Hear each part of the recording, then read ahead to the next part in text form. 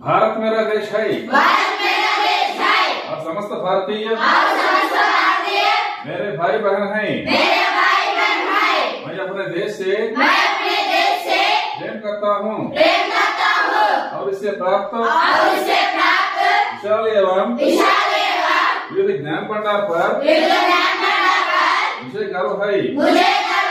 मैं सर्वदा देश एवं इसके ज्ञान भंडार के अनुरूप बनने का प्रयास करूँगा।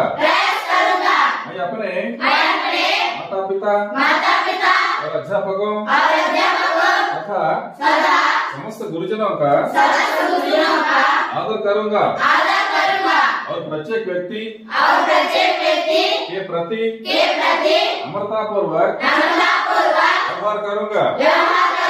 मैं जीव जंतुओं से भी